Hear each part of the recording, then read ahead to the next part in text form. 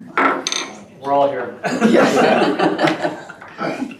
I'd like to call the May 16th, 2024 meeting of the Land Use Advisory, it says and Use Advisory Committee. Land Use Advisory I was Committee. day drinking that.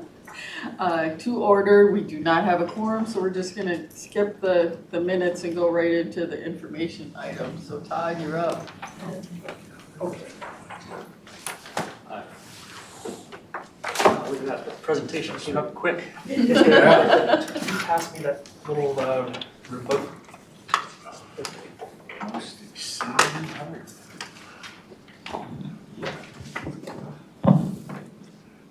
That's on. Thank you for the invitation to be here.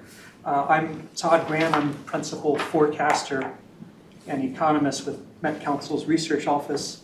And I'd say the main project that I'm working on this year is major update of the local forecasts. So here we go. I'll start this presentation with some quick front matter. Items 1 and 2 on here are material I presented to you 1 year ago, so this will be a recap for you. Am I always the May presenter now? Every May? We like to be predictable. Flowers and Yes. forecasts. Point is, number 1 and 2 are going to be just a brief recap.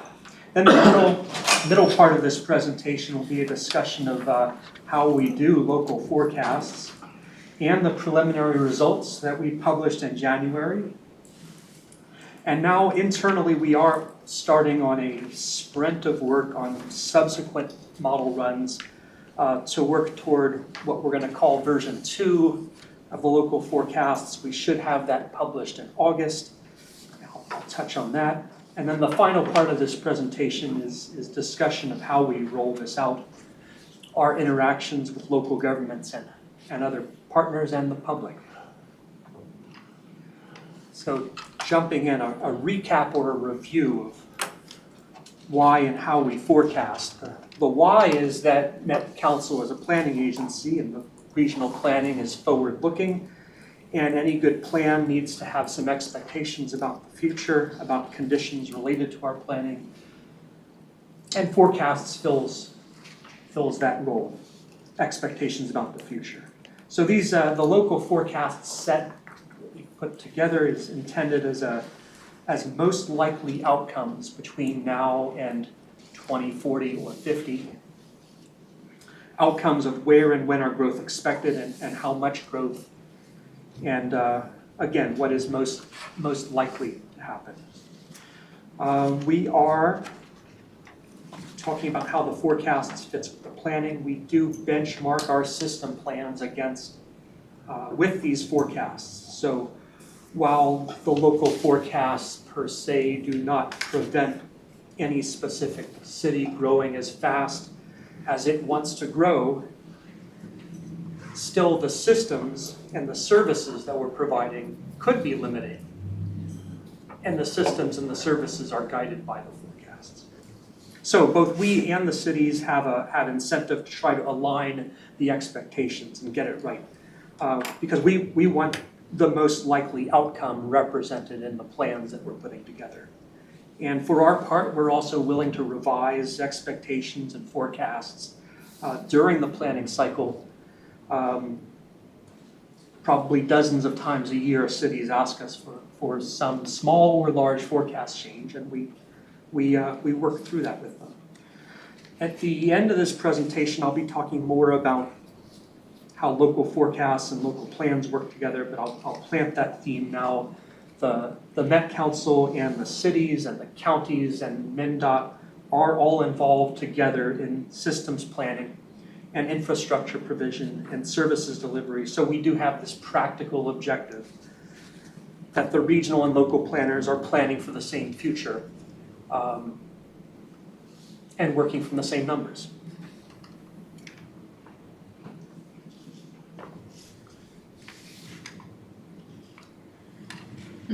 Where do I point to this?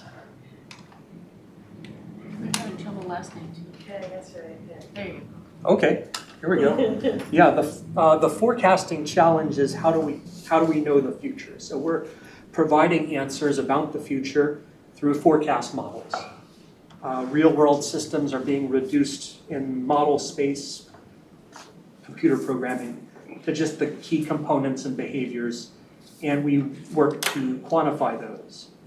And so everything is being represented in systems of variables, equations, and accounting tables, with all of those fitting together to represent, trying to represent how a metro area develops. Here we go. So the systems at issue are complex. There's a lot of things happening. And dynamics are operating at multiple scales. And for that reason, we have multiple models that we operate. We don't just have one model, we have many models, and I'm just listing 3 of them here for expediency. We have, the 3 that I'm most involved in. We have a regional economic model that forecasts region-level economic activity and employment and migration flows and other macro-level 30 miles up view, macro level population activity. The second thing on here, we have a land use model, a local land use model for allocating the future land use, the future households, and the future employment to specific local places. And finally, our travel demand model receives the geographic distribution of jobs and people, and it predicts resulting network conditions. So in different contexts, all of these are called forecast models, and their results are called forecasts. The first forecast, again, is a macro level picture of the economy and population trends. The second is where specifically households and population and employment will locate. And the third forecast is addressing traffic loads and transit ridership on specific segments or routes of our transportation and transit networks.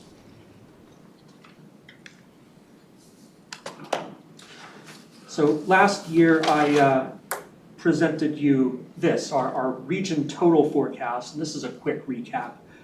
We expect to gain 657,000 population and 320,000 households, and also employment expands.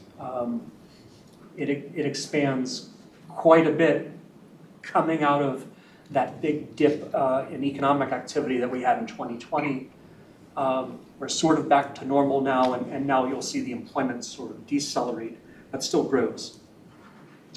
Importantly, all this stuff on screen, these are regional totals and regional averages, and we use the REMI system, Regional Economic Models Incorporated system, as our macro model.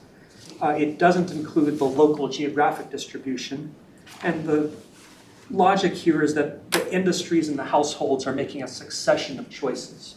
The first choice is what region or metro to live in or site in and do business in.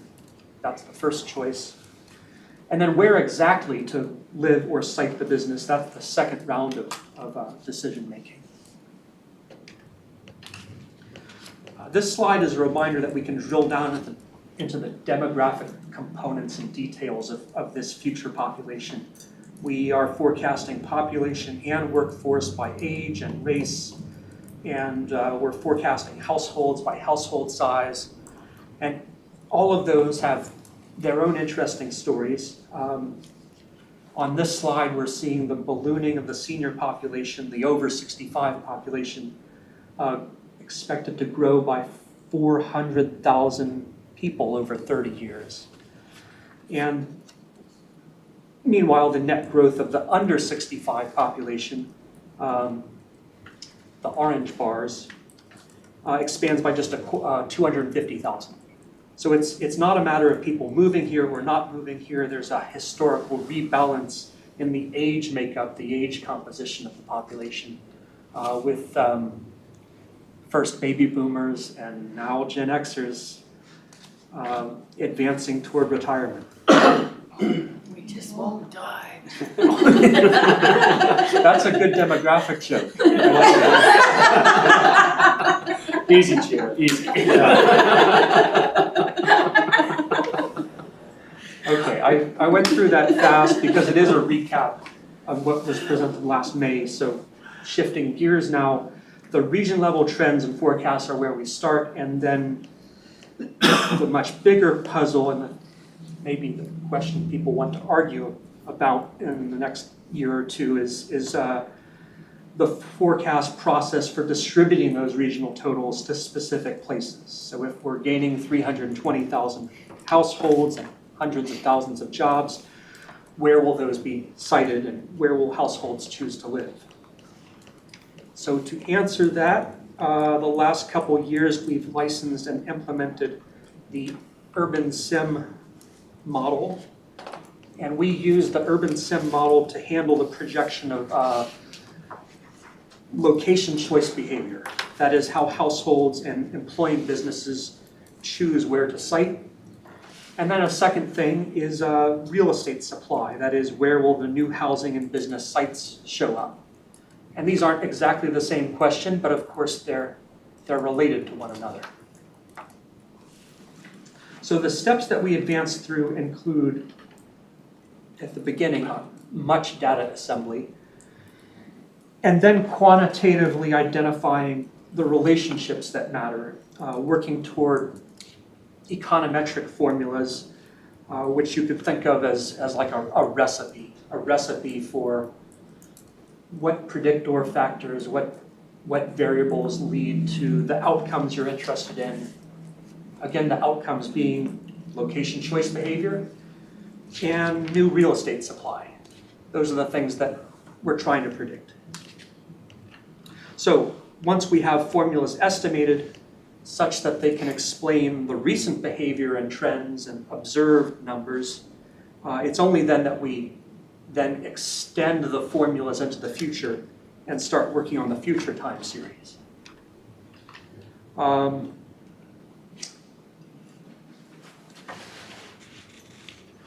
So I wanted to say on this slide that one of the things that is the basis of our project is the observation that different market segments have observable patterns, distinct patterns, different patterns of how they choose where to live.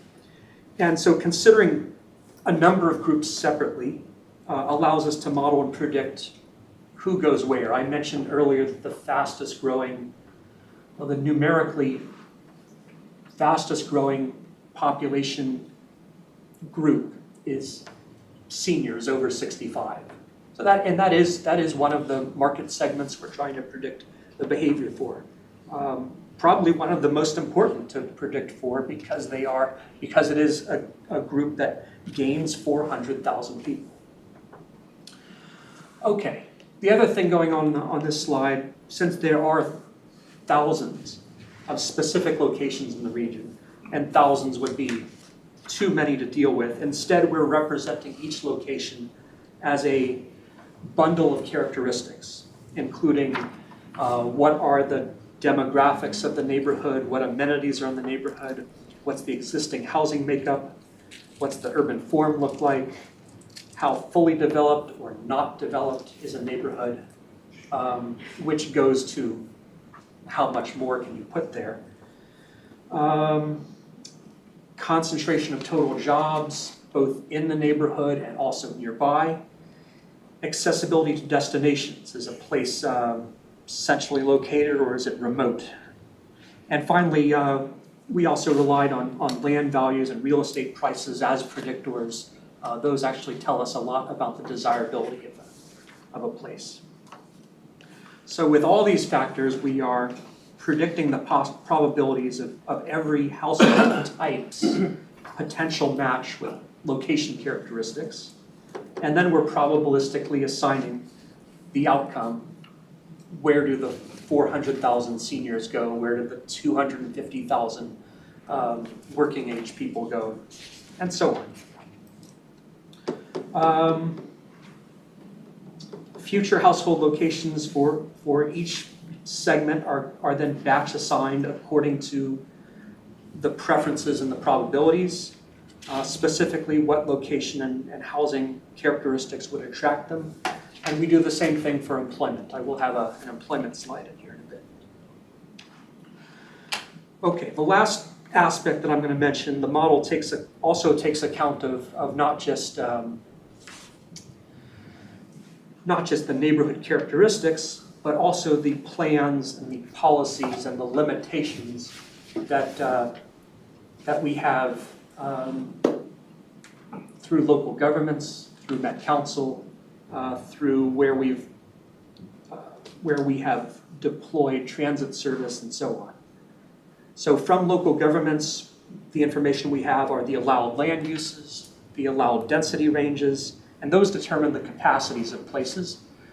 We have programmed this thing so that it will enforce limits like those.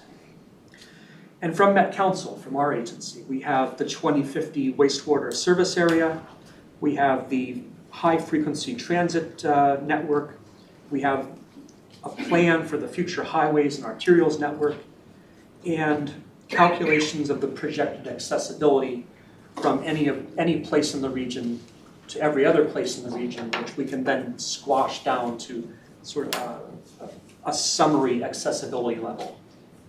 If you're in place X, can you get to jobs very quickly? Can you get to a lot of jobs very quickly? Yeah, accessibility. I went through that pretty fast. Preliminary local forecasts. We wrapped up the first phase of our work in December around the holidays. We vetted a set of forecasts with internal system planners, and in January we published a preliminary forecast set on the council website. It's this version 1 is actually modest compared to the product that'll come next. What we produced in January was just the city and township totals and just population, households, and employment. Later, we will have additional forecast products that split the metro into 2,500 sub-city zones. We've called those transportation analysis zones, but that comes later. We're not ready to. We're not far enough along to share that yet. And now I wanted you to see some results. The version 1 set of preliminary forecasts was shared with city planners and city managers in January. That's what I'll be showing you. This first slide is the year 2020 distribution of where households were located. And you know Minneapolis and St. Paul are in the middle there, the darkest shaded area. And then this is the 2050 preliminary forecast. And if we flip back and forth, you can see that the metro there is some growth in the middle. The metro is also growing outward.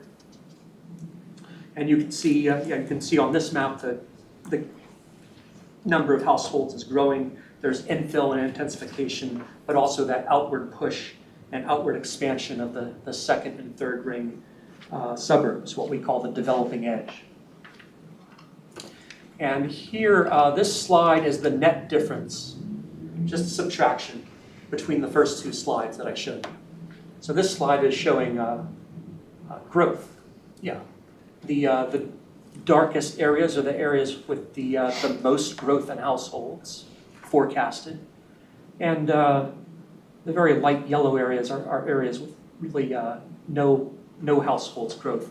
They tend to be rural or the airport. Yes, no households being added at the airport. Give them time, they'll figure it out. There's a reason, though. There's no households at the airport. Jerry. Go ahead. Madam Chair, when you talk about the rural no growth, is that because there's lots of swamps? I know in Carver County there's lots of swamps, and you ain't gonna have growth there. Is that where you have your yellows in those areas there? Or I was just curious, you know. Well, at the upper end of this map, Linwood is a very remote place. I mean, I think it's both forested and swampy. Harmless State Green Wildlife. and a wildlife reserve, yes.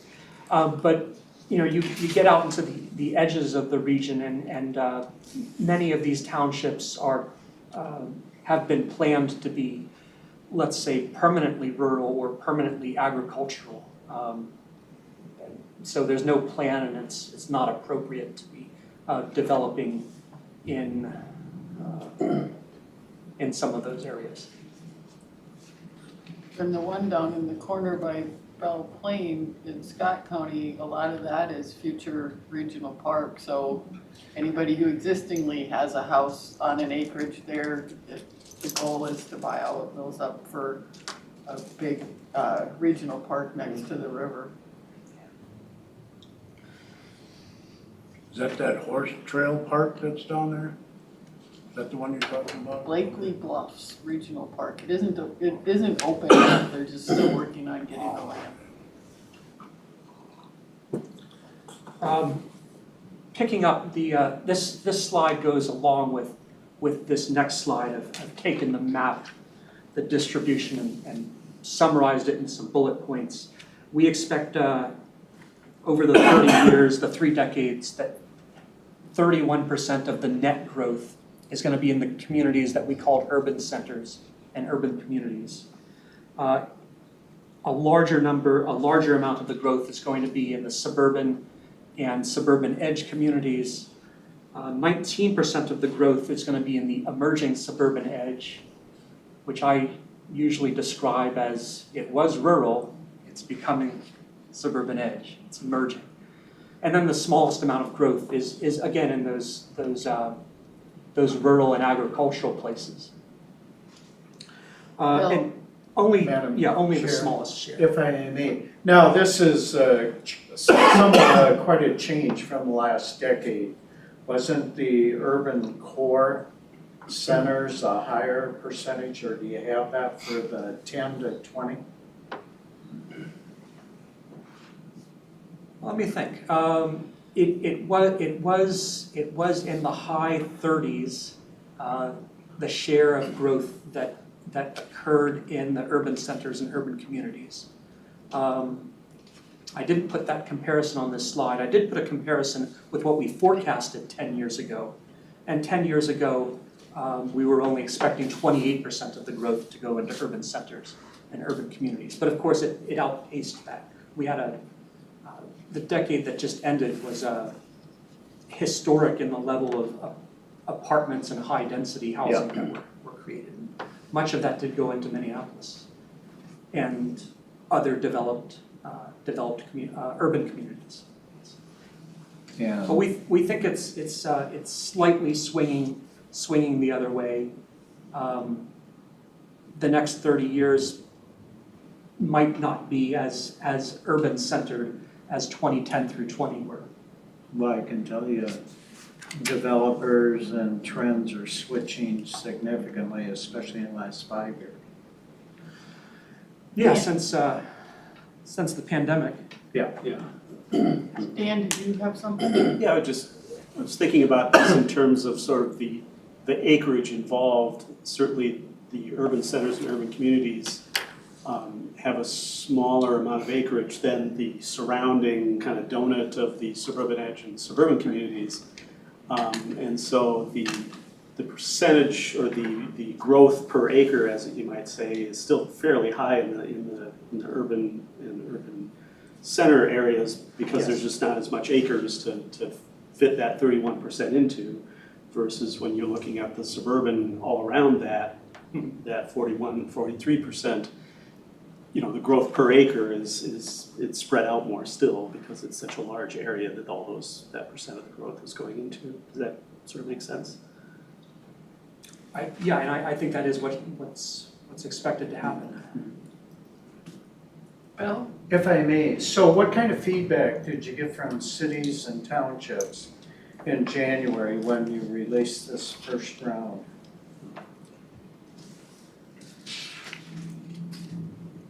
I think do I have that on a separate slide? Okay. Well, I'll jump to it now. We did have contact with about 30 cities and a number of those were just asking questions or checking in to say, this looks fine with us. And of the remaining cities, there were a number that asked for a forecast that would be a little bit lower. There were a number that indicated satisfaction or close enough to satisfaction. They thought the forecasts were reasonable. And then a third group that wanted forecasts to be higher. And in all of those cases, if we had a chance to discuss it, we asked for what leads them to that position and what evidence can they bring to it. And we learned a lot about our model by comparing it to what the cities were telling us. One thing that I'll get to on a subsequent slide is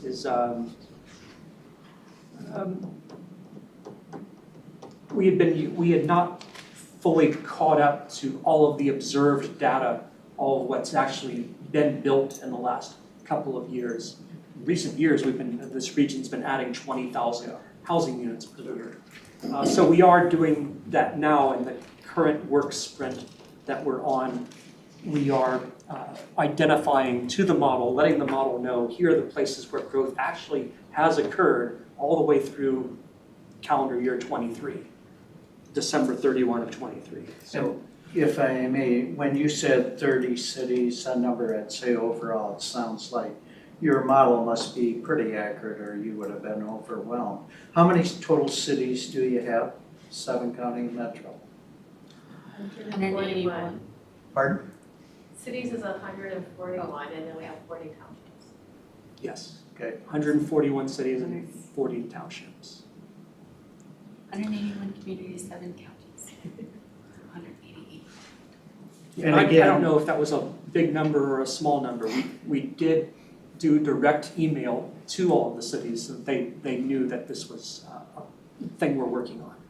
And again, there's a lot of data out there, 14 county, 50. This is 7-county, metro, Met Council. Yep. Growth, so, okay. And if I may, one other question sort of in front of this. When you do your forecast, now the state demographer puts out data and her numbers are not in line completely with yours, correct? Right. So who's more accurate? I think our track record's pretty good. We can look at how accurate everyone's been. Yeah, we're willing to do that, but I didn't bring that as a slide today. Okay. I had started recounting that we didn't have the full observed development time series loaded into the model. And the implication, what that maybe caused in the model is for the model to think that what it was seeing in the past decade would be the kind of behavior it would expect in decades going forward. So I can think of a couple of specific cities that said we don't have room to add 500, I'm not going to name the city, but they said we don't have room to add another 500 housing units. And I looked at what information we had for them and I pointed out, well, you added 700 in the past decade. You don't think you can add 500 more? And the answer that came back is, yeah, that was it. The land supply is gone now. We did a lot of development in the past decade. So we're needing to identify to the model that what was seen in the past decade isn't the way it's always going to be, that the land supply does progressively get absorbed and then you no longer have the space to keep adding at that rate. So that's one of the things that we're going to correct in the next phase, and hopefully certain cities will be happier with what comes out, because we certainly don't want to be telling them to grow more than is physically, scientifically possible. Well, I've already heard from Lakeville that their major landowner in the area that is scheduled for growth has decided they're going to continue to farm. And so they have to find a different place to put the growth. That happens too. And Conley? Yes. Madam Chair. Yes, Thank you. Ty, I just got a question as far as, you know, as population increases and we start getting more denser communities, are you looking at the affordability as far as any type of wage incomes or income levels overall, and as far as maybe the possible costs and what these future values might be? I mean, it's, you know, it's a real shot in the dark, but just curious. Short answer is no. I don't think we have enough knowledge of those economics going into the future. We can say, looking backward, that real estate products have become more elaborate and amenity rich over the multiple decades. Housing just keeps getting nicer. Yeah. But I think what you're bringing up is there's probably a limit to that, and I'm not sure how we would project that. And so that's not one of the questions that's asked in these models or coming out of it. Another question on this version 2, you were talking about how do you deal with some of the things that happened over the last 10 years as compared to what the next 10 years would be. Right. Is one of the things you look at sort of the existing density versus the regulatory allowable density on given areas or whatever, so that you can see if a particular area is developed pretty close to its allowable density, you can't allocate a lot more growth in those areas versus if there's a bigger differential between what's allowable and what's actually in that area. Is that sort of what part of that exercise? Or is that more sophisticated than you might go? I think what we're doing is sophisticated, but a little bit different.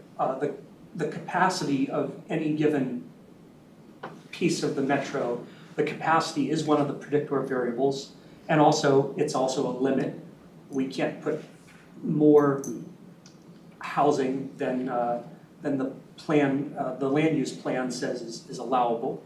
Now, where we have gotten in depth and very detailed is looking at the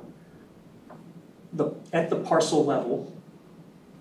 What parcels, you know, there's 1 point something million land parcels in the region, and we're looking at what of those parcels seem to be fully developed and mature, and you wouldn't expect them to redevelop. A second group of parcels that we've categorized are undeveloped. Those could be whatever the planned land use allows. And the third middle group is, let's call them redevelopable parcels that are partially built, but are not so built that they couldn't be something else, that they couldn't redevelop. And it's only the last two groups, the undeveloped and the redevelopable, that we're really considering as the places where additional numbers could go. So we're ruling out a lot of real estate as fully developed and mature, and it's at its teleological endpoint. It's going to remain what it is. So it's just a matter of catching up, like in the city you were citing, where they had had 700 units within the last 5 years. Maybe the background data hasn't quite caught up, and so the initial look at it may have thought there was more capacity in that particular town. Yes, because our time series did begin at 2010, and we're still informing the model of what has happened since 2010. Right. That's always going to be a challenge. Thank you.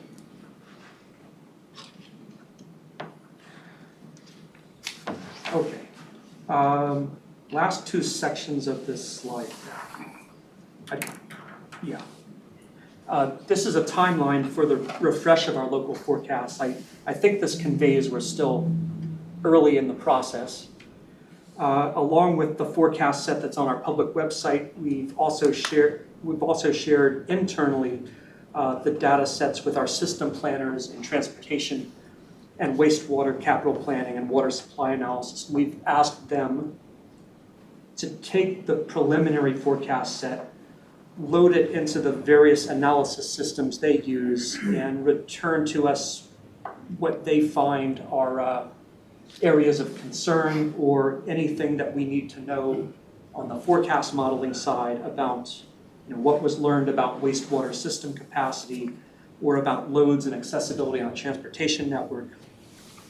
So we're going, Water availability in White Bear Lake area. Does it that's- include that?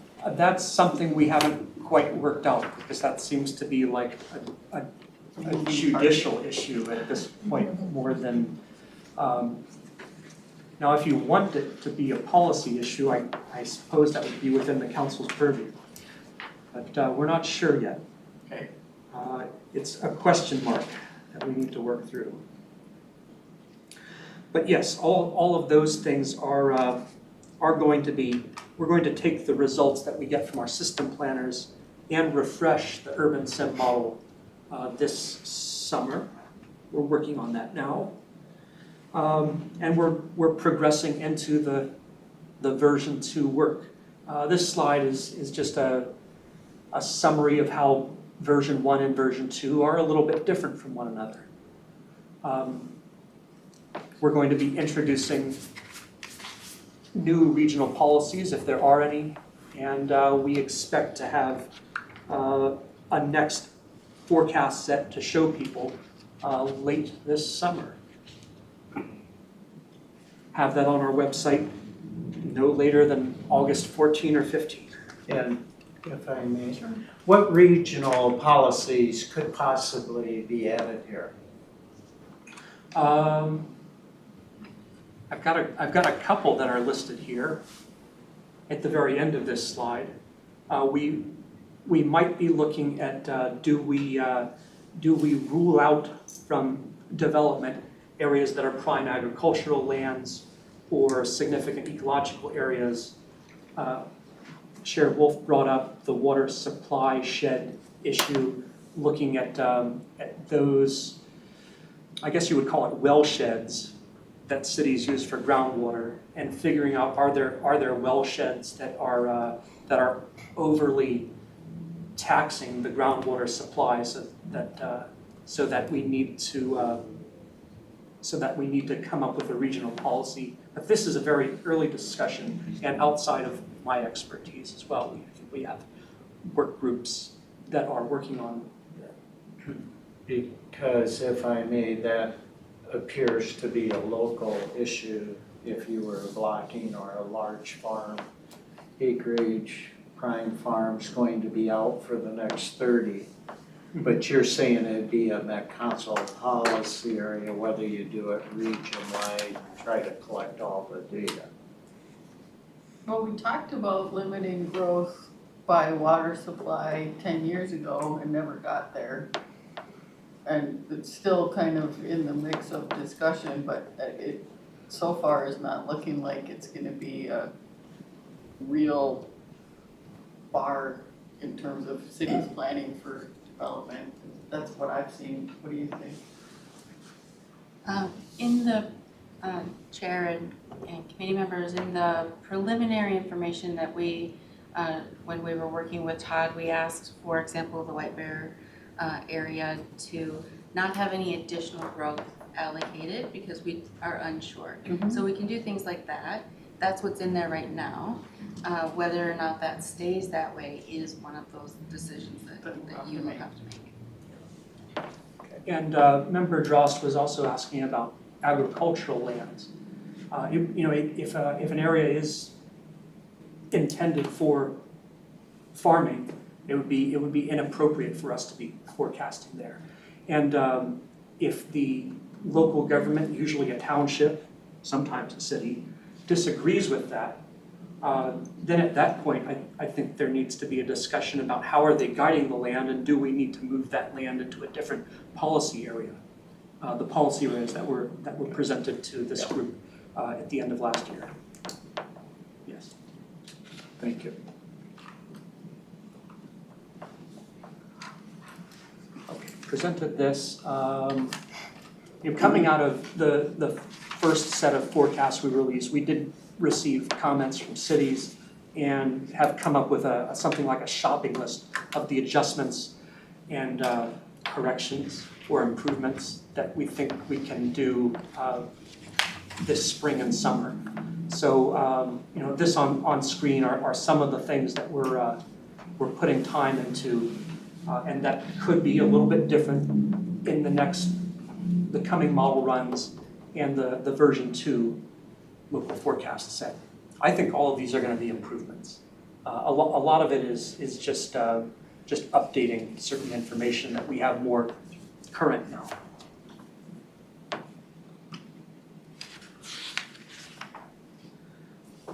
Last part of this presentation is discussion of what we've been hearing from cities and going forward, how we're going to be interacting with cities. We are willing to listen and consider the alternative futures that local governments maybe have in mind, or their publics bring to us. And what comes out of our model, of course, is not the end of the story, because it is at the point that you're done modeling, you move the work into the policy realm, and we can override or replace model results if warranted, or if policy moves us to. So we have a schedule for this on screen. This is the schedule of when we would have opportunities for city governments or other stakeholders to have input into the process. The first line on this table was the comment period that we had in January and February. The next comment period will be the same as the public comment period for Imagine 2050. Starting mid-August and running through the first week of October, we would be taking comments from cities, but also any other stakeholder or any other member of the public that wants to comment. There will be subsequent opportunities for cities to weigh in and ask for adjustments. At the end of 2025, when we issue system statements, which are like an instruction set on how to do a comprehensive plan in the metro area. At that point, we can talk with the cities again about their local forecast for their city and town. Bill has a question. So are these forecasts out on the website? If I go on planning, I can see the preliminary at a city level, I county? just looked up Roseville just now. Oh. I wasn't aware of the system forecast that's out there is the one from 10 years ago currently. Yeah, I mean, we have a website page called metrocouncil.org/forecasts, and you will find both the current approved Thrive 2040 forecast and also a separate page that has the preliminary Imagine 2050 forecast. Okay. And just for everyone's convenience, that page also has some nifty little dynamic charts that'll allow you to look at the two side by side. And if you go to the next slide, it's actually a link in the presentation, so if you do the online version of the presentation, you can just click on it and go straight there. Yes. Yeah, and I'm out there often, but I'm on the original document. Okay. I guess I'll wrap up by saying we're never really done with this. There are multiple opportunities for adjustments to the forecasts, since the forecasts are this connection between what we expect in the future and how we're doing system planning and services deployment, and also how cities are doing their infrastructure, capital planning, and land use planning. So in the end, the objective is still that we and local governments are working from the same numbers. Madam Chair, I can take questions if there are more. Any other questions? If I may, Madam Chair, on jobs, what is the number you're using off? I know you're using ballpark 400,000 over 65. Is it 250,000? Oh, no, that's the working age. Let me go back. This is maybe a little bit,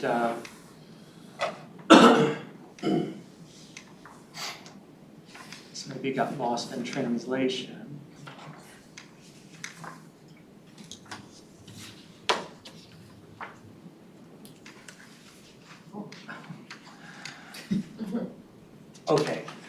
We have right now in last year, 2023, 1.75 million jobs, and that's basically back to the employment level we had in 2019. Because in 2020, we very suddenly lost 200,000 jobs very quickly, and it took a couple of years to build back to where we were in 2019. So let's say that 2023 is the starting point. We expect 320,000 jobs the next 27 years. Yes. My only comment, AI and work from home, the whole world's changed and it's hard to figure out data. The Minneapolis has 4 office buildings for sale, empty.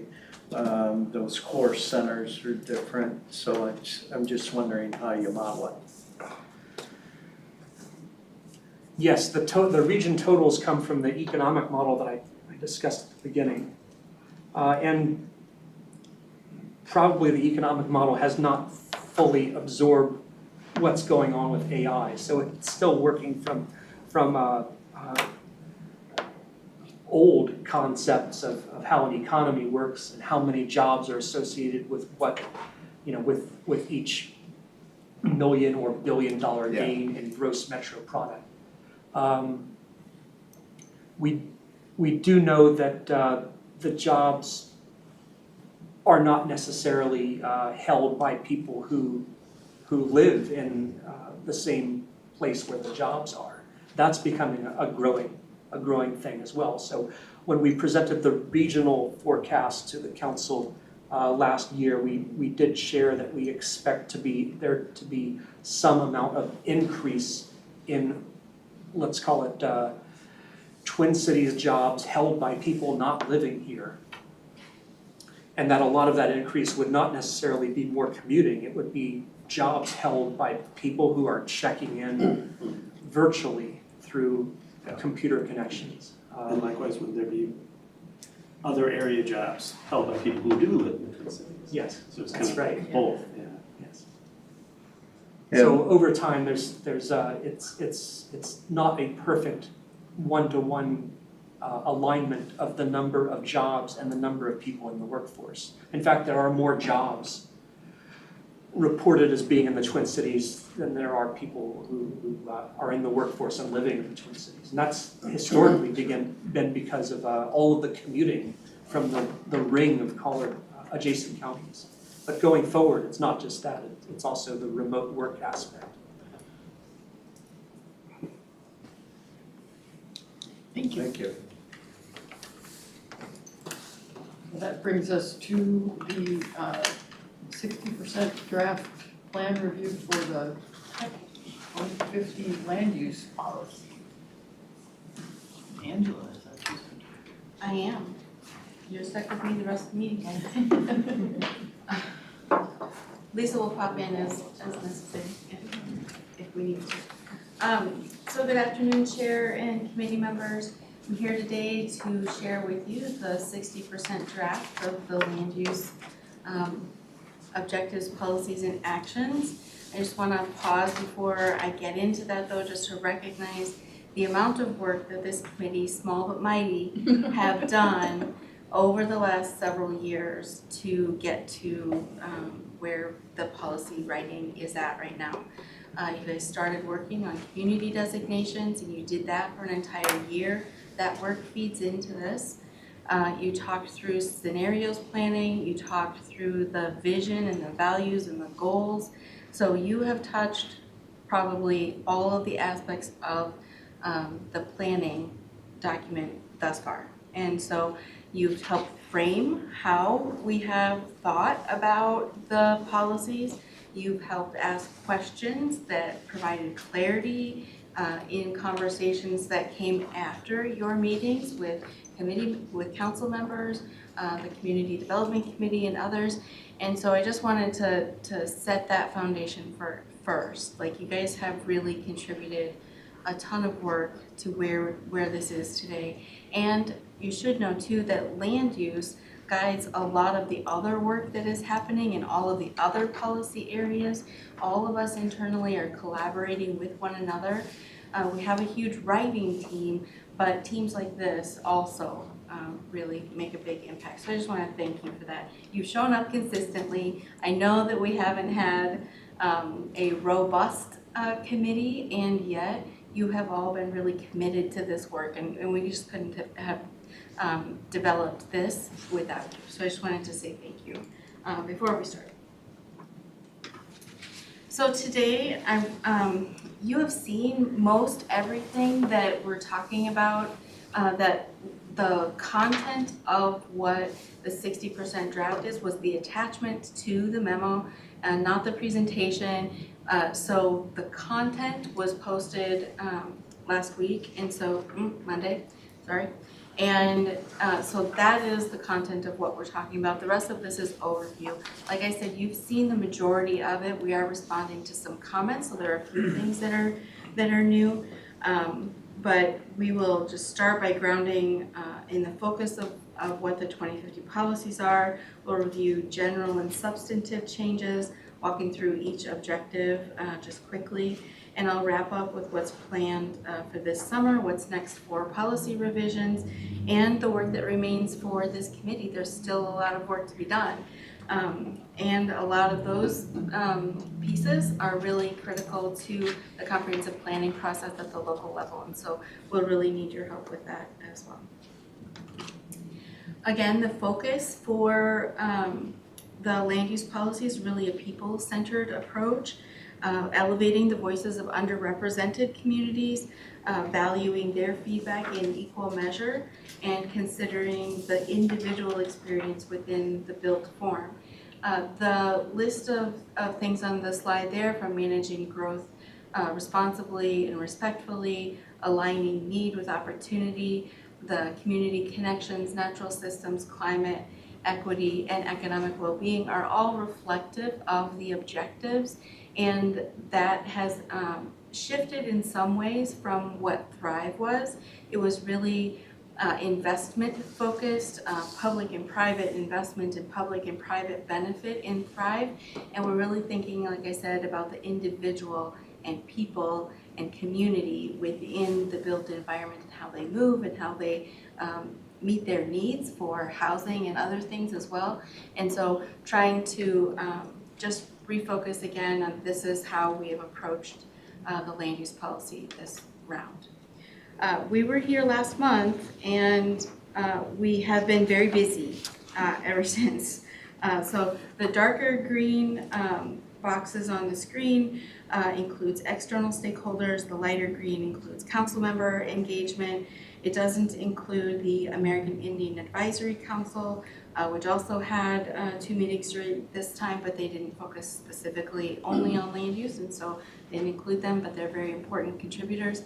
And we'll talk about that in the presentation that's coming up next when I talk about the equity chapter and some of the efforts that are happening in that realm.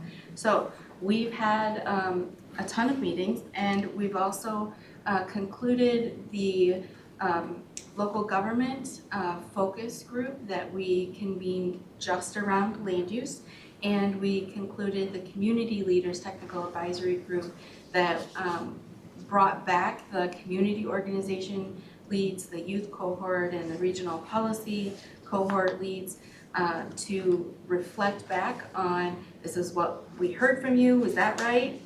Are you seeing that in the policy language? Did we get that right? So just circling back like good engagement practices should do.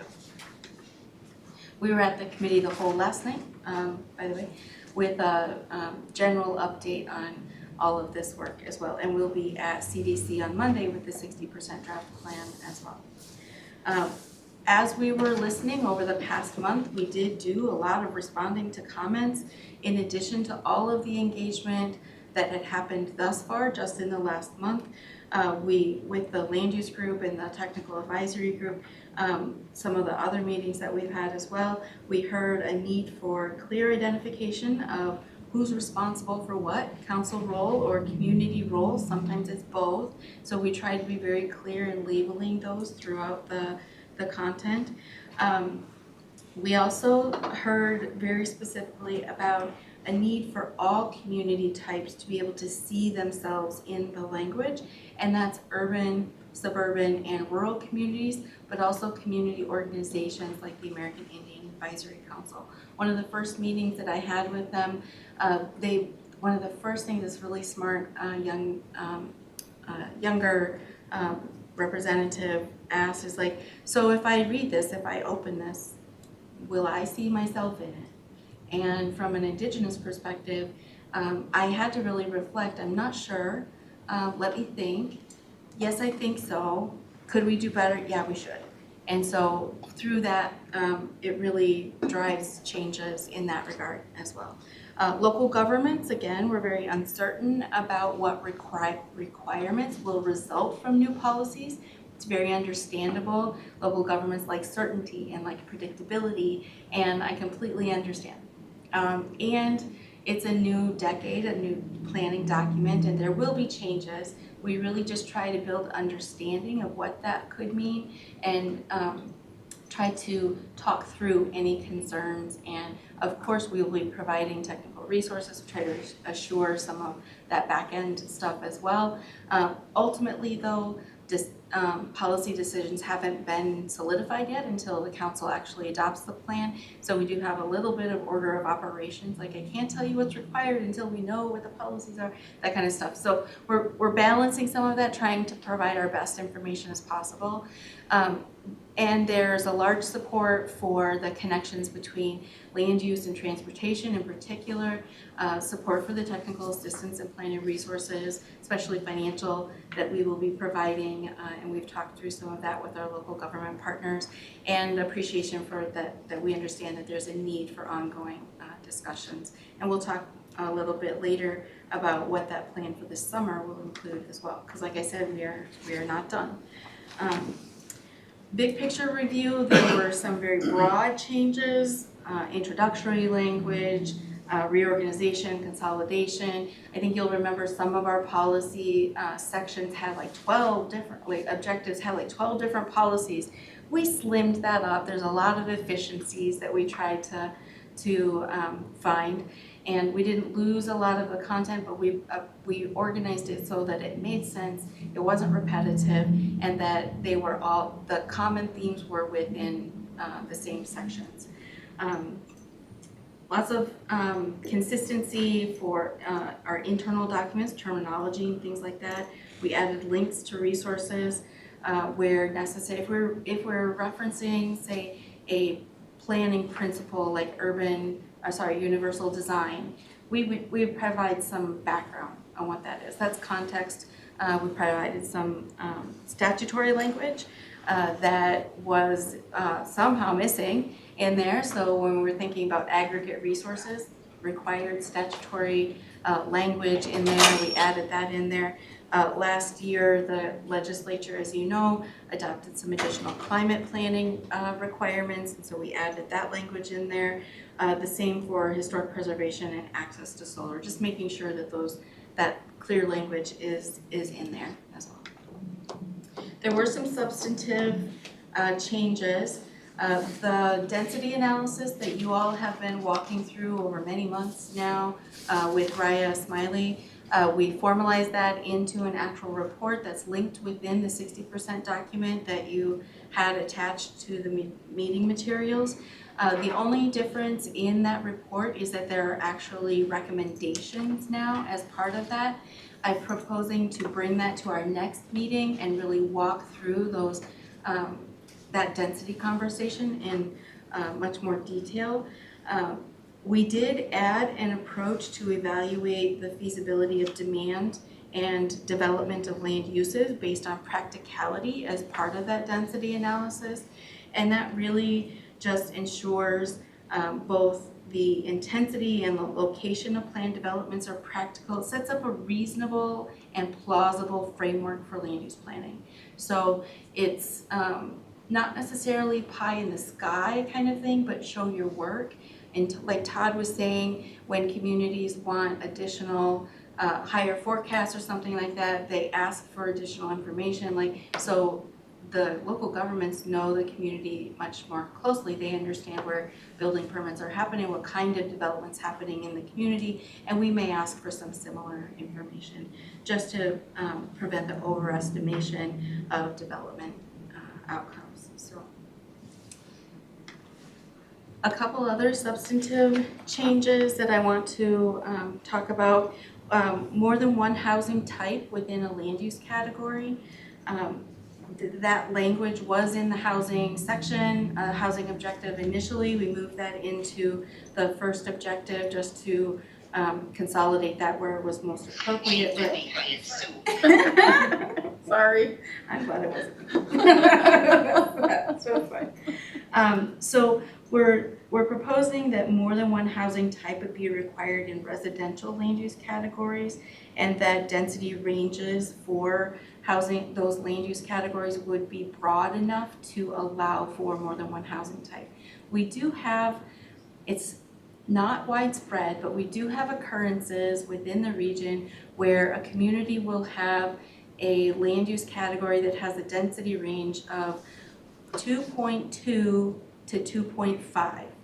And then the next density range is 7 to 17 or something like that. And so we just want to make sure there's a little bit of consistency with that, and that a single land use provides for more than one type of housing. Why?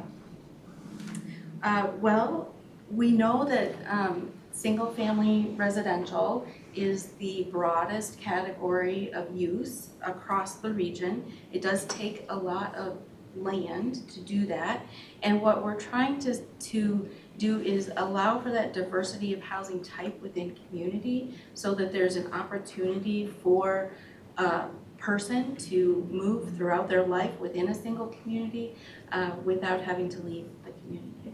And so what we're seeing is that one use within a single land use category is really restricting that flexibility for housing type, and we're proposing that that this be added as a result. Okay, because I mean, I don't really see that. I mean, Bill and I went and looked at his neighborhood, and they've got a bunch of different densities all within the same neighborhood, but they're separate, you know. It's cluster housing all over, significant. So, yeah, 20 units an acre to 12 right next to each other. And we do see a lot of communities are doing this already. I don't think this would be a huge widespread change. I think more than half communities already do that. They allow for many different housing types within a land use category. They get the more specific direction in their zoning ordinances. So when land use categories are capturing many different housing types, that's pretty normal. But we do have some that are like no only single family housing here, or no only duplexes here, and it's very, it segregates the types of housing uses within a community. That's what we're seeing. Okay, because Just to clarify, so you're saying land use categories in the comp plan, not the zoning? We don't do within zoning those. at the Right, yeah, Metropolitan okay, Council. right, yeah, exactly. so you And I can, like it that way, if you want to know the truth. so you can still zone a neighborhood single family.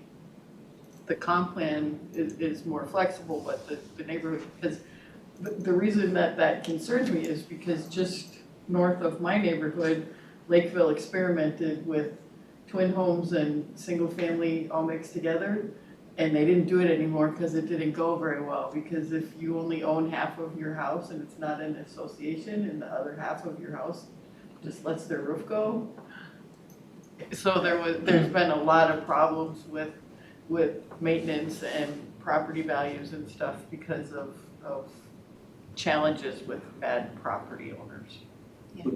Just as an example, I think in our single family zone, or in our single family category, I'll say, we talk about that you can have single family homes, you can have what they call like courtyard homes, which are individual units, but they're spaced differently and they have different size lots. So there's a number of different things that category allows in our comp plan. And then, yeah, even our zoning, we've tried to be a little more flexible with the different zones to allow different things. But once again, what actually gets developed and what's already on the ground that was the big concern everybody had when we allowed twin homes and some other things in our single-family zone was, oh my gosh, the whole town is gonna turn into twin homes. Well, the reality is that, change doesn't happen immediately because everybody's gonna pretty much stay where they are for the foreseeable future, except in those few areas where maybe there's a large lot where somebody subdivides or, or several homes are in a bad state of repair and somebody can buy them all up and do something. But the vast majority of our city is still staying very much single family, even though we made that change. Well, and I don't have anything against twin homes. There's some really nice neighborhoods full of twin homes. And that's one of the But categories, yeah. having an association to make sure that your neighbor has to replace their roof Mhm. is, That's a big thing, yeah. yeah. And I'm just guessing if I've looked at cities here, just about everything you approve's a PUD? Nope. Isn't? Hardly at So all. that's interesting, because just about everything I've been involved with, it's a PUD. Land cost and higher density and more mix gives you a lot of flexibility. But land use, I know it's generally it's higher than, in my view, the last, I'll say 5 years, especially with cost. Because you can't make it work. So our experience, just very briefly with PUDs, was they were turning into a tool to avoid zoning requirements. And so we got rid of them in our code, and then we just tried to make our zoning much more flexible to try to give people those abilities, so that you have more range of options. And we've only added them back in, but you have to have like a trade-off, Yeah. where you're getting something for giving up Yeah. on. And you can only change certain zoning requirements, not anything you want to change, to put whatever you want, wherever you want. So that's just how we've worked it, because it didn't make sense to have every development be a PUD. It didn't make for very regular and regulated development. So anyway. Okay, sorry. Oh, I got us off on a tangent. That's okay, that's what we're here for. For additional context, we talked a little bit more about orderly annexation. We added support for the protection of long-term viability of growth and development of rural centers.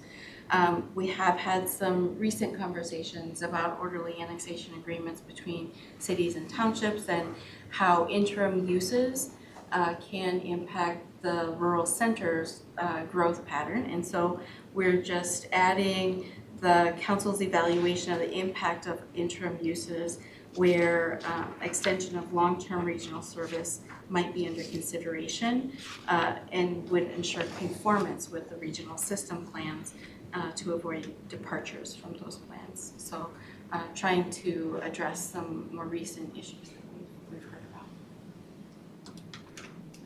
Again, these are the 8 land use objectives, so I always like to land on have this in your pack so you can remember what the exact language is and refer back to it if you need to. I'm going to walk through the general changes by each of these objectives, just talking big picture. So we had a pretty good conversation about rolling land supply at one of our more recent meetings, and we added some additional context into the draft language to support a better understanding of what that might mean. We added support for Green Acres program. We already had support for ag preserves, so we wanted to add that in as well. Combined redevelopment context from housing objective, refined language from the density approaches discussion in the density analysis report. So with the finalization of that report, we just made sure that everything was consistent and that we were adding the appropriate discussion where necessary. Again, still in the 60% draft, referencing that the density approaches are still under consideration. These are the things that are under consideration. No policy decisions have been made, but this is the scope of the conversation. Just making that part of it clear. And adding context and support for development and land use stewardship that integrates natural systems in design and implementation. So just bringing in some of the natural systems content into the development side of the objective 1. Objective 2 is about transportation. We strengthen that acknowledgement of existing road system and the acknowledgement that personal vehicle use is going to obviously remain, but there are a lot of opportunities to connect uses in proximity to meet daily needs. And so we added some supportive language for residential growth, supportive commercial growth through a mix of uses and multiple travel choices, just trying to draw a more clear connection between some of the efforts in the transportation policy sections and the land use objective, and then added support for vehicle dependent uses like industrial freight and warehousing around existing infrastructure availability, which I think makes sense. For objective 3, which for some reason I didn't caption what the short take on that one is.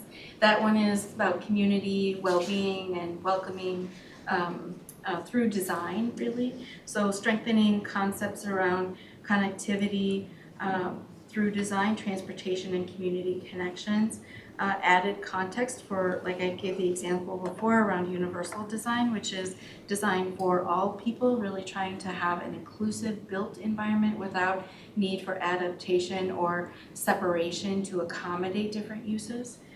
Integrated references from other objectives about green infrastructure, and clarified, added some context on what culturally expansive ordinances might mean in that historic preservation section.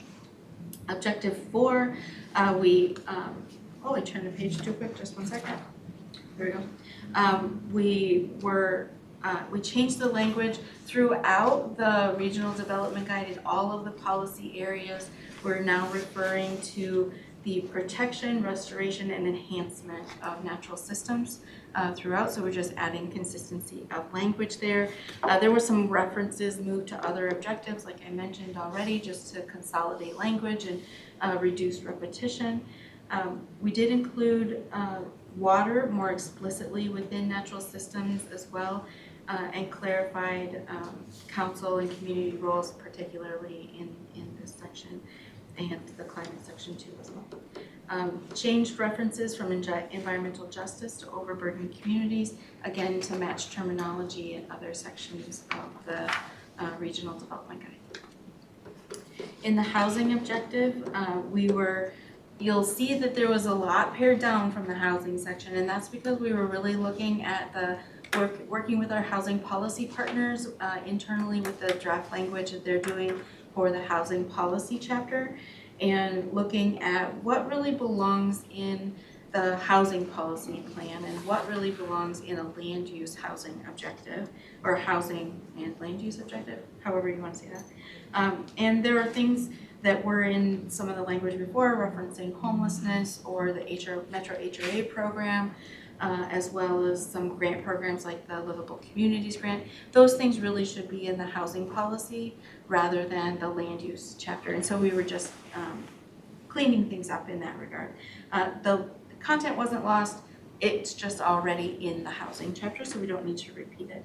The land use objective then really focuses on housing within land use categories. We talked about that one other section when we were just speaking about the substantive change, and housing supportive land uses and diversity of housing types close to destinations.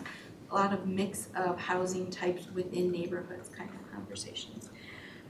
In objective 6, we added emphasis and some context around some of our equity language, just to focus on accountability through regular reporting, data maintenance, and things like that, dashboards and whatnot. We did add improvements to a procurement process to help remove barriers to engage with community organizations, which tend to be very small, limited capacity staff organizations, and sometimes a huge organization like the Metropolitan Council has some unwieldy processes. So just thinking about how our process improvements could help achieve better community engagement as well.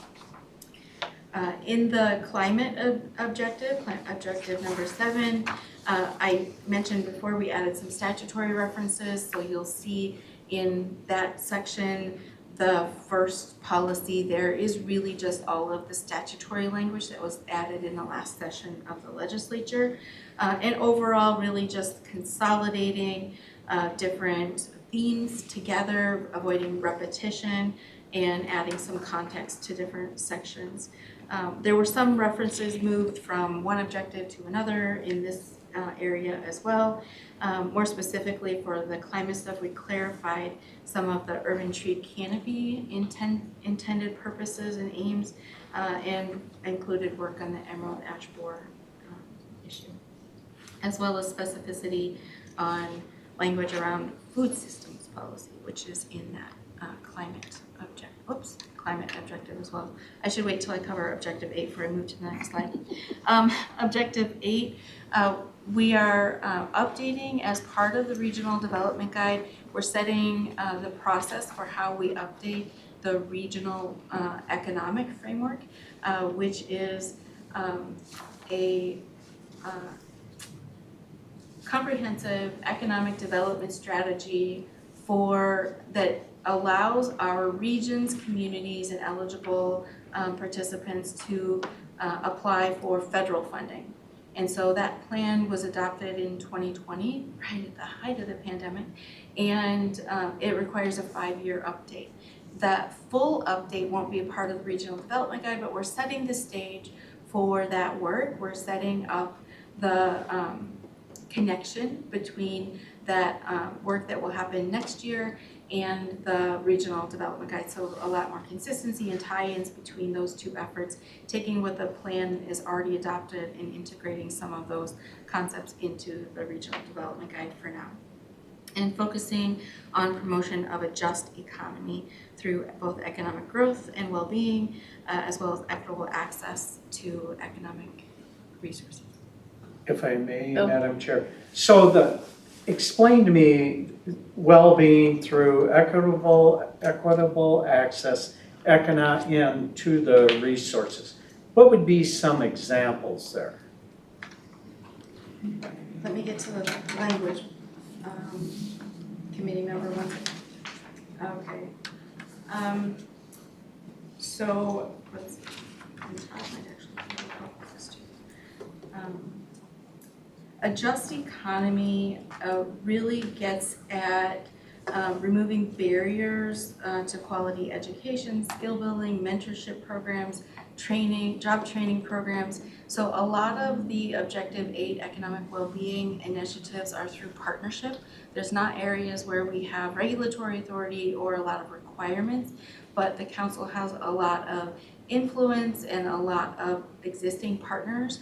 And by expanding some of our partnerships, we can try and help the regional competitiveness, which we addressed in Thrive. We talked about economic competitiveness in Thrive, but we can address some of that regional economic well-being for individuals through some of our policy language as well. Does that not help with the examples? That clarifies it, but yeah, education and that is pretty much removed from that council responsibility, and subbing in Minneapolis schools, we haven't had good outcomes for a couple decades or more. So yeah, I would agree 100%, But how do you actually do that? Yeah. yeah, to be in here and to tie it, that's why And to the resources, schools, and decreasing population, we got a lot of issues in certain areas. yes, and as we're looking at updates to the regional economic framework, we're looking at who we're partnering with on that too. The initial framework was adopted in partnership with Greater MSP and with the Center for Economic Inclusion. And so both of those partners, we're still, using the information and the partnership aspect to try and collaborate where we can to influence workforce development, to influence, even in other sections where we're talking about safe roads to school and coordinating with schools, we don't have any authority over the schools, and yet we have a transportation connection with that. And so in other ways, we can do the same thing with our economic well-being of people as part of our regional policy as well. Okay. Just trying to get at better partnership. Understand it much better. Okay. Thank you. Thank you very much. So I will just wrap up. We have more engagement planned for the summer months. This week, we set dates and, well, finalized dates, I should say, for 5 engagement workshops or presentations for the forecasting work that Todd presented on. 3 of those will be in person and 2 will be virtual. We're also working with Metro Cities to host 2 virtual workshops with local governments, specifically on density and land use, understanding that whenever we have density recommendations from the Metropolitan Council, that is a really big issue for local governments, and we really want to make sure that we're having those conversations and hear everyone and their concerns, what that might mean for their communities, where they might say like, well, I don't know if I'm that community designation because that's not a density that we can really plan for, and we can talk about that with local governments. We plan to do that with partnership with Metro Cities. We have a regional planning advisory group that's been established for almost 2 years now, and they're local planning staff, community development directors, and others that have been participating throughout the entire regional policy development, and we have a special meeting. They usually meet similar to LUAC, it's every other month, and in opposite months, by the way, from when you guys meet. And we're gonna have a special meeting for them to have that same conversation and have an opportunity for questions and digging into some of that work as well. I mentioned the American Indian Advisory Council. That advisory council will continue to meet through the summer, through July, and then we'll be working to prepare recommendations and present that to the committee of the whole in August sometime. Councilmember Wolf is helping to organize some rural community engagement. Luckily, it's at a pub, so it won't be, won't be too bad for a work event. I won't be partaking, just, Let me give you background on that. Please. So I met with some kind of informal leaders within the elected officials and township officials, to sit down and say, how can we get people to actually show up and not just sit there and stare at us, have some real input.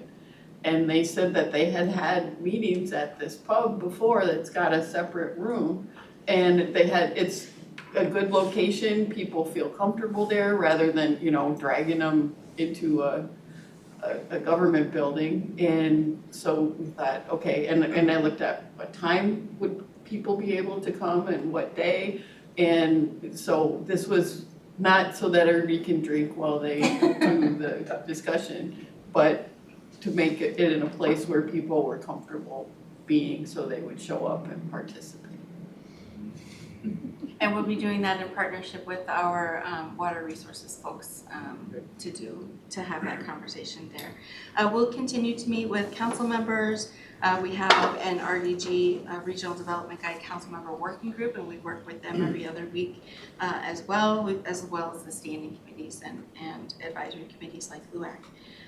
Ongoing cross-divisional team coordination. There is so much cross-pollination of all of the policy areas. It's really great to see. It's also a lot of work, and so it's pretty intensive, and everybody is reading hundreds of pages of policy work at this point, so really trying to catch everything, as well as looking at the equity framework and environmental justice frameworks that the council has endorsed. There are next steps for land use policy. Some of that is iterative of what I just said for the equity framework, EJ framework, and some of those other things that we'll talk about in a few minutes. But really trying to continue to integrate upcoming and ongoing engagement that we're continuing to host. So with that, we'll be balancing those revisions. We know that there's a lot of difference of perspectives throughout the region, and so we do our best to find balance on what one group and another group may not agree on. There's potentially some area for agreement, and we try and focus on that. And we will, again, follow direction. The council has really been telling us to be bold to address regional racial disparities. It is one of the regional goals for this to be an equitable and inclusive region. That takes a lot of change in order to happen. And so we're really trying to center community voices in this policy development work and hoping that you'll see that in the language itself. I mentioned that there's still work for you to do, so thank you in advance. But I think that the upcoming tasks are interesting and really important.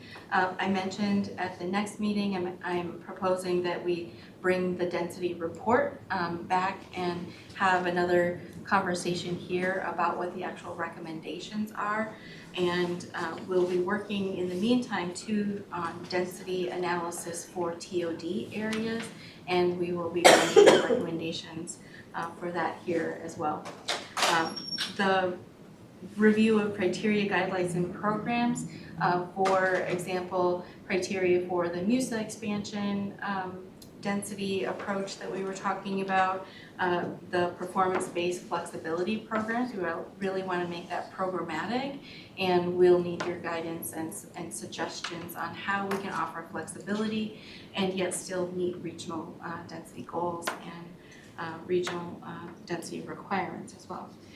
We'll be building out technical assistance and programs and planning resources, and that includes exploration of financial incentives for grant programs, as well as some other programs that we're thinking about for like small cities planning, where the council has the statutory authority now to offer small local governments, especially, well, I suppose we're targeting any local government, we're targeting small cities that have limited capacity to actually just do the planning with them, and so they don't have to hire a consultant, and it's easier for us. We know that it'll be correct and presented in a way in which meets our needs for review, for consistency, conformance, and compatibility, and so we can offer to build programs like that and just do some local planning with those small cities. So we'll be building out things like that as well, and we'd like to do that with you. The timeline, you'll see things happen kind of at rapid fire nowadays. At least it feels, maybe that's just what it feels like for me. I don't know. But on Monday, I mentioned earlier, we'll be at the CDC committee looking at the 60% plan. All of the 60% draft language is really meant so that there can be a preliminary release of the content as it is today for everyone, all the stakeholders and partners to review, give us early feedback in preparation for an approximate 90% draft by the time that we're hoping for an official public comment period to open in August. The public hearing is tentatively planned in September, the close of that public comment period in October, and ultimate adoption of Imagine 2050 in its entirety: transportation policy, housing policy, water policy, land use policy, parks policy, all the systems and policies that you can think of at once as a comprehensive regional plan in February, I believe, of 2025, early 2025. So that's a lot. We'll be back in here and talking about all of these things. Some of the longer term things, like the criteria, are things that we can continue to develop over time because they can live in administrative guidelines that don't have to be adopted as part of the policy plan, but in tools and resources like the local planning handbook and some of our training and educational programs like the Planet program that we had ongoing over the years. So with that, I'm happy to take any questions. If there's something I can't handle, Lisa's got about 1 more minute she's available before she has to just duck out. But happy to go over anything that you might have questions on. Questions, comments? I'm sure you read this entire thing in detail and have lots of things to say. Jerry?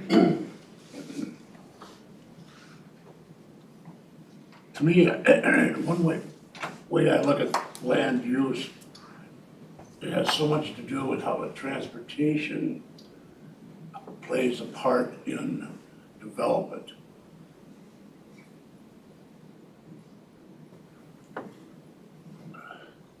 If you're gonna build here, but there's no good roads to it, nobody's gonna buy it, right? I mean, Or they buy it and get stuck in traffic. right, or something like that, you see. What I have in mind is, I believe the Met Council's involved. They're going to widen Highway 5 and County Road 41 west to through Victoria. So if anybody driven that, that's a mess. And I don't drive it because it's a mess. So if I'm out and about at that time of the day, 7 isn't much better, but it's better. But won't that affect the land use then? Like Victoria, Victoria is booming, but wouldn't that open up more development, say, between Victoria and then Laconia? I mean, so my point is, trying to plan land use things, you have to almost look at how transportation plays into it. Now, I mean, light rail is there to move people around, but like in Carver County, the train only goes from here to downtown Minneapolis. It doesn't go around the suburbs where a lot of the jobs are, so people are still gonna have to drive cars. So when you're trying to plan land use, you have to,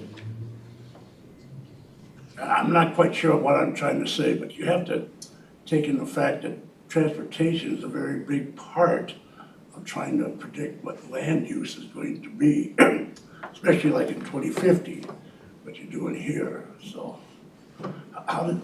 when you do your job and stuff, do you ever think about how transportation plays into that or something? Yeah, Chair and committee member. Yeah, we really do, and we've been working pretty closely with our transportation planning folks. There's an entire transportation policy section to the RDG, the Regional Development Guide, and it gets into all of that that higher level planning of where roads and when different kinds of infrastructure, including the light rail and the transit infrastructure is being built, being planned. And what we're talking about with this is really focusing on the land use and the neighborhood level connections. So we're not talking about planning highways and the principal arterials and things like that, but we're really talking about the individual scale, whether you can walk within your community, within your neighborhood to a local park, whether you can ride your bike or whether you can use your skateboard or whatever kind of mode you would like to use, but that you have options on how to travel from one place to another. And so really thinking at the much more local level scale while we partner with our transportation planning folks to think about that region-wide system level structure as well. And the counties and cities are doing that math all the time because they're largely the ones that end up paying for those bigger roads. It's not MnDOT or the feds that are paying for Really? a lot of those big road projects. It ends up being the counties County pays for that. and cities. Yeah, well, even like in Lakeville, there's 5 interchanges and they all had to be either constructed or reconstructed, and 40% of the cost of that was paid for by the city of Lakeville. These are interchanges on Interstate 35 with county roads. The city paid 40%, the county paid 35%, and the combined state and federal contribution was 25% on all of the construction of those 5 interchanges. Yeah, but those are state roads. Right, but the state wasn't, That doesn't matter? no, the state wasn't gonna pay for it and people were gonna die if they didn't build it, so they paid for it. County, yes, it was county roads. Lakeville has a significant debt load as a result, but you gotta do what you can to keep people safe. Well, I haven't heard anything from Carver County about how they're gonna pay. It's like $200 million for 2 miles or something, it's absurd, but it's. That's gotta what be it is. figured out before construction starts. Yeah. I can guarantee you they're working with Washington, St. Paul, and trying to cobble them together. Well, I'm sure, I mean, they're always looking to get some free money, but, but It's the way it is everywhere. well, it is, really. It's only money. On a state road, counties have to supply funding Yes, to build or whatever. and cities. Unless it's in the state's plan to do it Yeah. anyway, that's There are where- some places where they pay And, for all or most of they it, but have no especially in greater money. Minnesota. Right, but the funded plan. Yeah, But isn't some of it designated to us, whether or not it's a state road or it's a county road or? that doesn't necessarily mean that the appropriate entity is True enough. funding it. That's true. Especially if the timing doesn't jive with what the Yeah. state or otherwise You're right. plans are, so. That's true. Yeah. You know, I mean, we had, definitely, there are interchanges that were done in our area that had to be sped up because we had to get it done and we had to find other funding for it, so, or provide some of the funding for it, so that Yeah. definitely does happen. You're lucky you're a township. You're right, I just, you know, I can't fathom why a county has to pay for anything on a state road or a federal road. I mean, that's their It concern. just is, and it's been that way for a long, long Really? time, Oh, yeah. Now at least they have sales tax to help with that, but Correct. it used to be just property taxes that were paying for a lot of that. Well, I know the county plows state roads, and there's a lot of people that don't like that, and they tell their commissioners, you know, why are you paying for that when you could spend the money on upgrading county roads? Well, we do it because it's good for our residents. Well, if 'Cause you're otherwise you doing might it, then be- the state says, well, they're doing it, so we don't have to, you see. Well, otherwise you might be waiting for a really long time for the state to get there, is what. Yes. They should, they need to fix their own roads, not, you know, I don't understand. Are there any things in the actual policy that you guys have questions or concerns about? I was gonna, just following up on the clarification of roles as it relates to water. I was trying to find examples of that and I wasn't finding them right offhand, but I also don't wanna necessarily put you on the spot, so maybe you can just follow up with us on that. Yeah, we have a whole separate water policy. Well, and I understand that, but I thought it was said in the presentation that that was also in the 60% here, that there was some effort to try to clarify that, so I just, if you can point that out, that'd be great. I think one of the bigger, like maybe this is what Eric was talking about, is that in each of the policies and actions, there should be an identified city role or community or council role. And I don't think that was done initially. And so really just trying to focus and make sure that we're being clear. And I think some of the engagement that he had with his climate task force and he has a climate technical advisory group as well. And so they talk about those kinds of things as well. Is this really a city kind of requirement, or is this something that the council is encouraging or the council will provide? And I think that a lot of the climate and natural systems sections focus on how we're supporting local governments and the kinds of resources and technical assistance that might be necessary to develop, and the council will develop those things to support local governments, and I think that there's clarity added in that. I just know sometimes, at least in the last go-around, there was some concern that the Met Council was somehow taking over water Oh. from No, authorities. we were. So I know we worked past through that. all that, but there's still residue of that in people's minds as they go into this next round of planning. So I just wanted to understand more how that's sort of shows up in here, so that if I hear those comments, I can kind of point people in the Well, right and place. we've actually really improved our relationship with the city's water supply people. We took a sub-regional approach to how we were drafting the water supply plan, where they actually helped write it. We had meetings all throughout the region in smaller groups, and they helped write it, and they feel really good about it because they wrote it. Right, that's the way to do it. So, Madam Chair, where's the DNR in this loop? they were involved in all of that Okay. too. Yeah, and Yeah. make sure they're mentioned, Cause because that's. The one of metropolitan- Wells.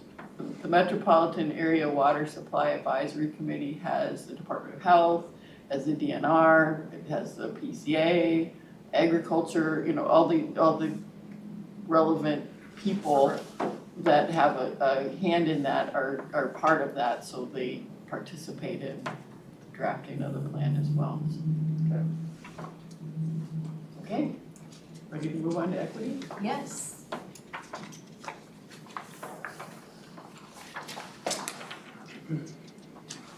So I wanted to bring an update on the equity chapter for the Regional Development Guide. I know that we haven't focused a ton on that, but I know that you have seen it in the language and reflected in the land use policy section. So I wanted to give an update of what we've shared most recently with the Committee of the Whole, council members, as we are thinking about the Regional Development Guide in total, so that you can understand where some of that language is really grounded. So for today, there are 5 different components of the equity chapter. Obviously, there's context and introduction, existing conditions and things like that, but we've got several frameworks that are really the core of the equity chapter. The equity framework, the environmental justice framework, a community-centered engagement framework, anti-displacement framework, and I've mentioned the American Indian Advisory Council that is working on a land, water, and people commitment for the council itself. So I'm gonna operate many different things at the same time. So councilmember direction has been very explicit from the beginning when not only is equity a council goal, or sorry, a council value, but also a regional goal. And so equity should be at the center of all of our policy, as well as the process to create that policy, centering community voices, being bold, being ambitious. The council members are really supportive of positive change, and they've been very clear that council serves all people of this region, and we know that the region has some of the worst racial disparities in the nation, and so clearly we're not serving all people in this region in the same way. And so with an equity-centered approach, we're trying to address that through policy. I mentioned that equity is both a council value and a regional goal. This is the regional goal language that was endorsed, final language in January of 2024, of this year. I just should be succinct. And then we took all of this framework language, this entire presentation. We've got 20 minutes, but we spent 2 hours in talking with the Committee of the Whole on it, and they were very supportive of all of the efforts that you're seeing here summarized today. There is a definition, it's more of an equity statement in the equity framework, and it's because equity is really a process. It's not something that we say equity is just this thing, but it is a process that focus on action. So it centers the voices of marginalized people of all kinds. It understands the inequitable policies, practices, and cultures integral to the history of this region, this state, this country. And so really importantly, trying to reposition community as experts in their history, needs, solutions, and resources. And you'll see that in particular in the community-centered engagement framework. So we have 3 grounding concepts for the equity framework, regional equity framework: contextualized, community-centered, and reparative. Contextualized really just ensures that we're understanding the context of either the project, the people, the community, the neighborhood, the land of the area or issue that we're talking about on any given day. Community-centered means that we're actually working with community. We have tried over the years to do that, and at varying levels of success, sometimes dependent on an individual, and sometimes really failing, if you want a full acknowledgement. The council has had varying success at being really intentional about engagement. I think that we've done a good job throughout the development of this regional development guide, trying to elevate voices of underrepresented people. You heard about the youth cohort, you heard about the regional policy cohort with the land use community organizations of the community or the community leaders technical advisory group. I throw out all of these kind of names of things that we've pulled together, and yet it represents real people that are experiencing many different things, whether it is an ability difference, or it is housing insecurity, or a different racial or political group. So working with American Indians, that's a political group, different than a racial group, working with a lot of Black communities, Indigenous communities, and people of color throughout the entire process, really trying to center community voices and listening to what they have to say. It's not enough to talk with them, we actually have to do something with it. And reparative, really focusing on creating solutions. Sometimes that is repairing a relationship. We have government, as you know, has a long history of maybe not being the best at honoring treaties, or sorry, I got distracted a little bit. So it can be repairing relationships, or it can be repairing the environment, it can be repairing a neighborhood.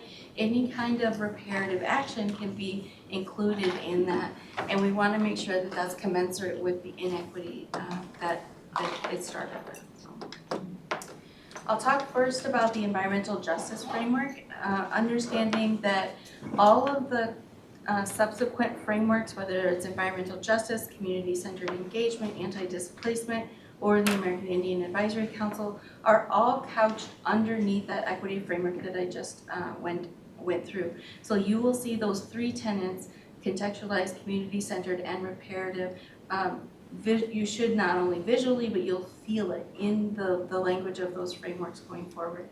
The council endorsed this definition for environmental justice. I forget exactly when, last year probably, and the right for all residents to live in a clean, safe environment that contributes to a healthy quality of life. We do have, like I said, they are grounded in the council's equity framework.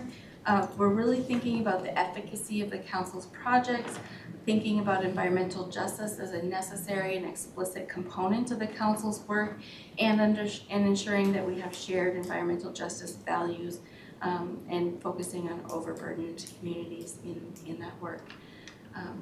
So this is the environmental justice framework. That blue is a little washed out, so I apologize if you can't see that very well, but it is people-centered, data-driven decision-making. That's the context. Prioritized engagement with overburdened communities, that is community-centered, and community benefits beyond harm mitigation.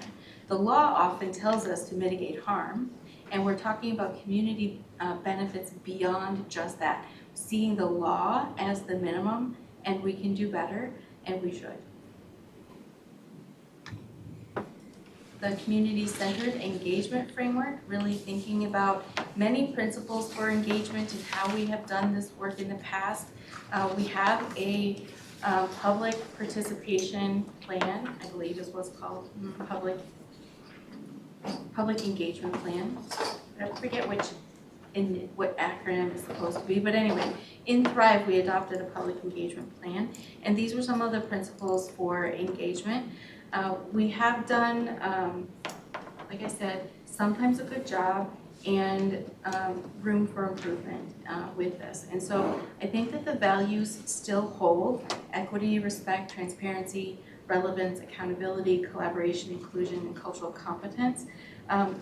From Thrive into Imagine, we really want to shift to a more relational engagement approach. So centering these values of partnering as co-creators. We haven't always done that, and I don't have a lot of experience doing that either. We typically come, we have an agenda, we walk through an already established list of things that we need to talk about, and I need your opinion on just this one thing, not all of the other things that went into getting where we are right now, but really partnering as co-creators from the beginning, so early, and sharing that development of the agenda and understanding that maybe the end product, the outcome that we think might be starting the initiative might not be what community actually thinks should be the outcome. And so really committing to investing also in building community capacity to engage with different government structures. So like Councilmember Wolf was saying, it's often really uncomfortable for the community to come into a big government structure. It feels imposing and it feels uncomfortable. Not everyone is comfortable with government of any kind just due to their life experiences. And so how are we building community capacity to really know how and when to interject their opinions into any kind of government process? We did that. We've developed this curriculum through the Young Leaders Collaborative, and we carried that forward into the Regional Policy Land Use cohort to really focus on, okay, now that you understand what this planning process is, how can you carry this forward into future engagement with different government? Like, let's make sure that community knows that they can engage on a local comprehensive plan, and let's help them do that so that they're effective at doing that. Government structure won't change easily, so we do have to try and support community in how they need to and want to engage with government, and focusing on assets and community as well. Lots of practices, so I won't go through all of them. Some of these just talk about the kind of standards of engagement, what kind of approach. That's that co-creating as that one of those, it's called IAP2, International Association of Public Participation. So there's a lot of principles that go into that, but supporting engagement through research and through dedicating funding and budgeting, providing capacity and support. Talked about community, building community capacity, and really helping to guide decision-making and prioritizing engagement with overburdened communities, just to recognize the need for engagement that is inclusive of all communities. Anti-displacement, I know I'm whipping through because I know I'm cognizant of the time. Anti-displacement is really a new effort. It is an active process of centering and empowering communities to protect their home, access to resources, and sense of belonging from loss due to a council investment or policy. We kind of waded into the anti-displacement effort through the Blue Line Extension Project, and we partnered with the Center for Urban and Regional Affairs to have an entire anti-displacement effort. There was a lot of community meetings, a lot of community saying what they needed from that process. And so that's it's always been a planning principle, something that we know about. Gentrification and displacement happens all the time. Some of it is to be expected. You will displace nature when you develop the land, right? So displacement happens at all different kinds, whether it's people, whether it is other resources as well.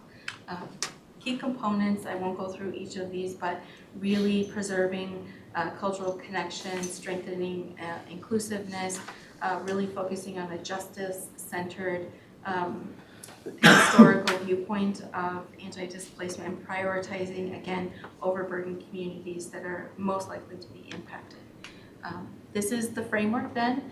So the objective to increase the ability for residents to keep their housing, amenities, health, and sense of belonging in a neighborhood. This is a council-focused framework, and so really thinking about how council projects and council investments contribute to displacement. We've developed a risk assessment, and we would expect project work going forward to go through that assessment. Prioritizing projects that support community connection and anti-displacement in our grant programs, and providing best practices and resources through engagement and collaboration with overburdened communities. Thinking about how we can build anti-displacement strategies into our own work at the council. The last one I want to talk through is the land, water, and people commitments and the American Indian Advisory Council that is co-creating that work. I'll just talk a little bit. This process is very different. We started this process by inviting members of the American Indian community, both from tribal organizations as well as urban Indian organizations, so individuals, elders, young people, artists, broad swath from many different backgrounds in the American Indian community, thinking about how we could approach this differently. Of course, we went in thinking that we know all the good things, and let's talk about a land acknowledgement. And they're like, we have had a terrible experience. Every time people ask me to participate in these things all the time, and I have never seen a land acknowledgement actually result in any kind of action that changes our lives. And so we heard that, so it's not a land acknowledgement. It is, we're working on commitments that the council can make to community as it relates to the land, water, and people within this region. We started with an inside-outside circle, so we showed up and we had some broad topics. The first topic was land acknowledgement. What have your experiences been with that? We heard very clearly what that was. But we didn't have a PowerPoint presentation, we didn't have an agenda, we had a broad topic and a couple of broad questions. And they spoke, we listened, and we took notes. We changed our approach and our process after that. We listen first, and then they invite us in. And it's been, honestly, it's been such an honor to be allowed to be participating in these conversations. I have a Mexican background, so I'm not an American Indian background, and yet I'm taking my own journey through my Mexican American heritage. It is an entirely different kind of approach when you're listening to the individual experiences of people that are just asking to be recognized and listened to. It is such a smart conversation. They know what their community has suffered through and survived. It's very clear that land acknowledgements are for non-native people. They are here, they know that the land is theirs. This is Dakota land, and they are fully aware of that. So any work that we do on this is really for us. It's non-native people that really need this kind of education, that we are all on Dakota land. So thinking through all of that, it's just been such an honor to hear what their needs are. We've been talking through, I'll go through to the next slide. We've been talking through each of these different topic areas. So we did talk about Met Council roles and responsibilities. We did bring in senior level staff to talk through what is the regional parks and trails system, and then once they know what the council's areas of their role and responsibility of the council is, then again, we are sitting back, we are listening, they're telling us what they need. They need access to sacred sites. They need to be able to harvest medicines for the elders in their community. They need to be able to have ceremony in nature, and some of the nature most appropriate to the ceremonies are in regional parks. And so they are asking for what they need. They know, and they've been saying these things for a long time. They're waiting for someone to listen, and we're just going to have to do that this time. We've been talking, we had the water policy folks come at the last meeting. It was a really great conversation. We have community members that have from Prairie Island Indian community that have been involved in the Hastings wastewater treatment plant needed to be expanded. I'm not exactly sure what that project was, but we bought some land that has a lot of cultural assets and sacred areas on it. And so we did that without consultation, and so the community pressed back, and the council has changed their approach to that as a result. It shouldn't take a community to tell us, hang on, you didn't ask us about this, you didn't talk with us about this, and let it get to that point where we then have to come in and say, I'm so sorry, let's have the conversation now and readjust. It was such a great conversation. The general manager of environmental services, Lisa Thompson, was at that meeting, as well as our policy writing lead, one of them, Jen Kostrowski, and it was just a really great conversation. They're telling us again what they need to be heard, they need to be listened to.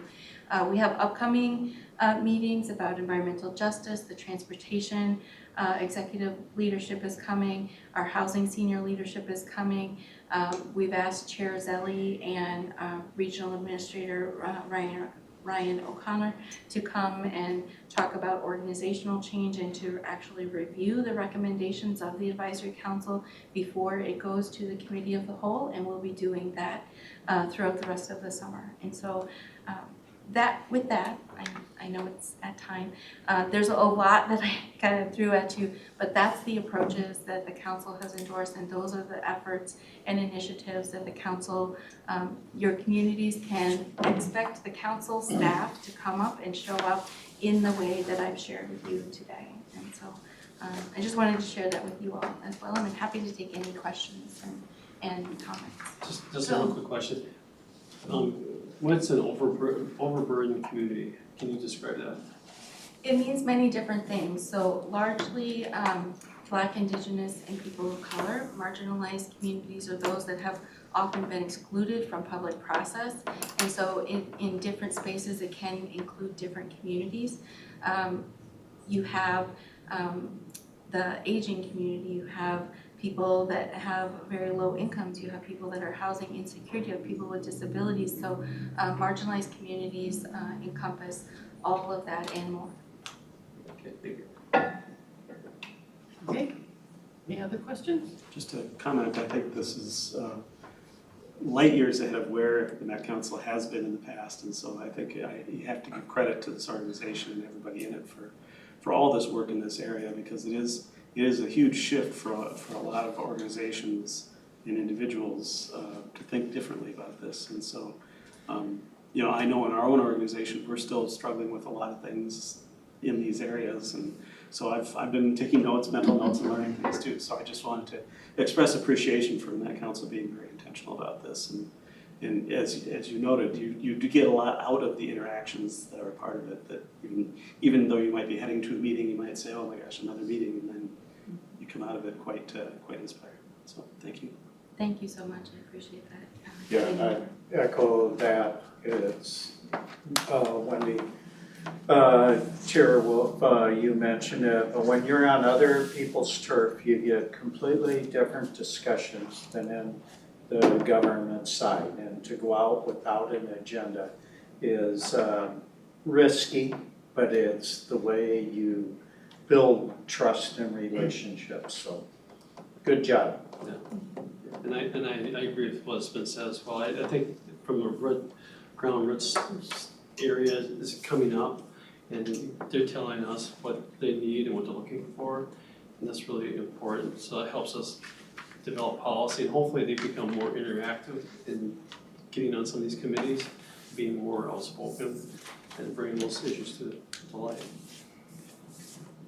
Okay, thank you, everybody. We are done with all of our business today, so the meeting is adjourned. And thank you for the cookies.